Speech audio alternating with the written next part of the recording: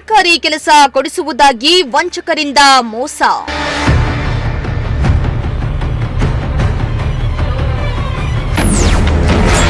ಇಬ್ಬರ ವಿರುದ್ಧ ಜ್ಞಾನಭಾರತಿ ಠಾಣೆಯಲ್ಲಿ ಎಫ್ಐಆರ್.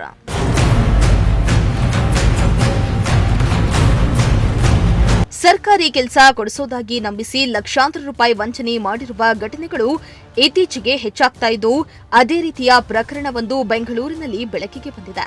ಹಾಸನ ಮೂಲದ ಲೋಹಿತ್ ಗೌಡ ಮತ್ತು ಮೊಹಮ್ಮದ್ ನಯಾಜ್ ಎಂಬುವವರು ಸರ್ಕಾರಿ ಉದ್ಯೋಗವನ್ನ ಕೊಡಿಸುವುದಾಗಿ ಭರವಸೆಯನ್ನ ನೀಡಿ ಕೋಟ್ಯಾಂತರ ರೂಪಾಯಿ ವಂಚನೆಯನ್ನ ನಡೆಸಿರುವ ಆರೋಪದಡಿ ಜ್ಞಾನಭಾರತಿ ಪೊಲೀಸ್ ಠಾಣೆಯಲ್ಲಿ ಎಫ್ಐಆರ್ ದಾಖಲಾಗಿದೆ.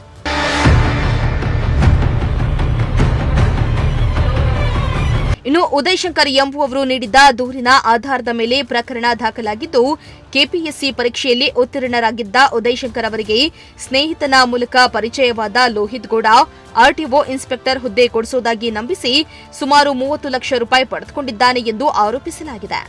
ಈ ವ್ಯವಹಾರದಲ್ಲಿ ಮೊಹಮ್ಮದ್ ನಯಾಜ್ ಸಹ ಭಾಗಿಯಾಗಿದ್ದು, ಆತನು ಸುಮಾರು 20 ಲಕ್ಷ ರೂಪಾಯಿ ಪಡೆದಿದ್ದಾನೆ ಎನ್ನಲಾಗುತ್ತಿದೆ.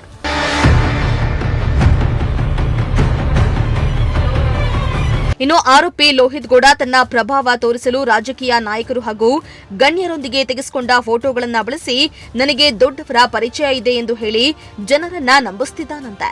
ಅಲ್ಲದೆ ನಿಮ್ಮ ಮಗನಿಗೆ ಸರ್ಕಾರಿ ಕೆಲಸ ಕೊಡಿಸುತ್ತೇನೆ ಎಂದು ಹೇಳಿ ಬಡ ಜನರಿಂದ ಹಣವನ್ನ ವಸೂಲಿ ಮಾಡುತ್ತಿದ್ದಾನೆ ಎಂಬ ಆರೋಪ ಕೇಳಿಬಂದಿದೆ.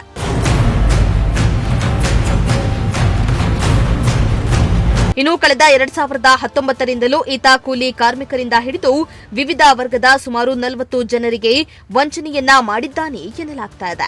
ಸದ್ಯ ಆರೋಪಿಗಳ ವಿರುದ್ಧ ಜ್ಞಾನಭಾರತಿ, ವಿವಿಪುರಂ ಹಾಗೂ ಹೈಗ್ರೌಂಡ್ಸ್ ಪೊಲೀಸ್ ಠಾಣೆಯಲ್ಲಿ ಪ್ರಕರಣಗಳು ದಾಖಲಾಗಿದ್ದು, ಪೊಲೀಸರು ತನಿಖೆಯನ್ನ ಮುಂದುವರೆಸಿದ್ದಾರೆ.